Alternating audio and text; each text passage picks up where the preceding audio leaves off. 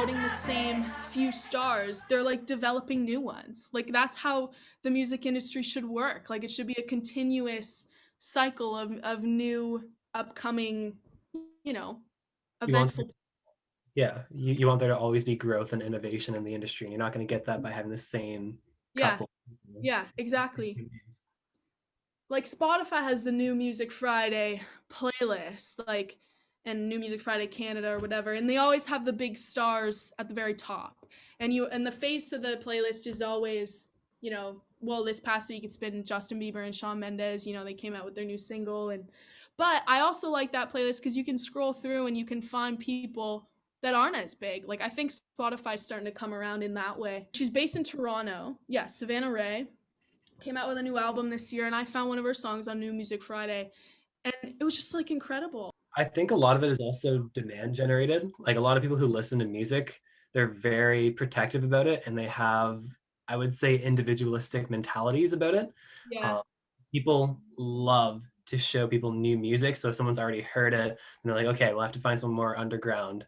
And I yeah, think because of that, Spotify is sort of reacting to it, and they're like, hey, people always want to find new artists so that they can make themselves look cool or well, whatever it is. But everyone, it's a good thing no matter what.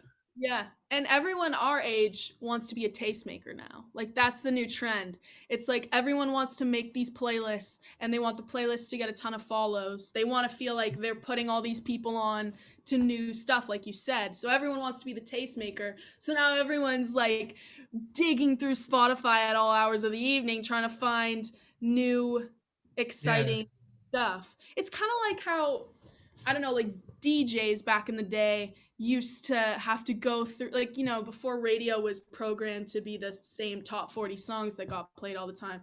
Yeah. They'd have to go through and find all the coolest, newest stuff to feature on their show. That's kind of it's kind of a reimagining of that, I think, which Yeah. is Well, really cool because it puts young people in the role of, you know, Yeah. A&R, artists and repertoire, like developing new cool, like they determine what's gonna blow up.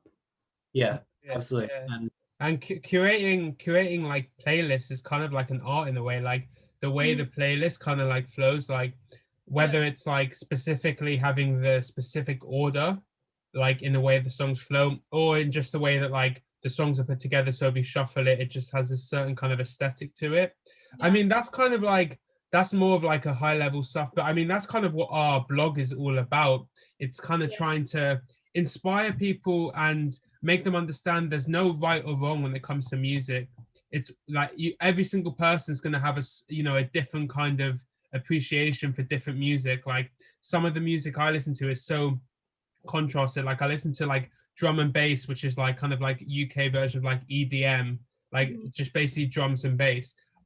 Sometimes I listen to like Barry White, who's obviously like a singer from like the 50s. So yeah, there's so much variation, and like I'm not saying put them in the same playlist. It's up to you, but it's if you want to put them in the same playlist, you can do that. Like it's whatever music means to you. That's what the playlists really are. That's what our blog's all about, like inspiring people to find their niche, to learn about trying different things and like pulling a playlist that works for them and no one else. And the playlist can have any purpose. It can have a specific purpose of using it like when you're in a certain mood, like you're in this mood or you're doing this specific thing, and that playlist is for that. Or a playlist can be like to get you into a certain mood, however you're feeling. So like mhm. would you kind of like agree with that that's kind of how playlists or that's how music should be to like a listener? Yeah. I think the one thing I run into a bit, like find myself thinking is like, I really hope people listen to the whole album and then pick the songs they like and add them to the playlist. That would be my thing. I think, and I'm guilty of it. I'll listen to New Music Friday and I'll hear a track that I like and I'll add it, and then I won't listen to anything else that they make because though there's always something new. There's another artist or someone else that you discover. But I think people like should recognize that, like, I mean, even in the day like age of streaming, like artists are getting paid pennies for streams, and it's like, go listen to their whole album. Like I try, like I really do. Like I found that Savannah Ray. I found her song on New Music Friday. So this morning I had to drive somewhere. I put her album on and I listened to the whole thing. It takes 45 minutes. If you're driving somewhere, I don't know if even if like I mean I don't listen to music when I study, but I know some people do. Like whatever you're doing, carve out some time to like listen to the whole record. Because I feel like if you like one of their songs, you're bound to find something else you like. And then you can listen to the whole album. You can pick out the couple songs that you really, really love, or maybe it's all of them. I don't know. And add that to your playlist. I think that's like a really important, that should be an important part of like creating and curating your what you listen to. If you listen to it that first time and find what you like, then you know, like you've heard all their stuff. I think it's important.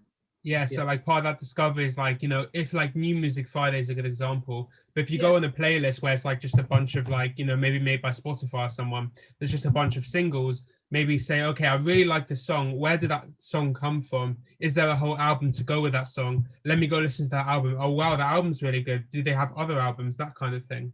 Yeah. Well, yeah, I mean, that's where the real discovery comes from, I think. It's not from finding that one song Spotify decided was the most mainstream pick to put on the playlist. Yeah. That's not discovery.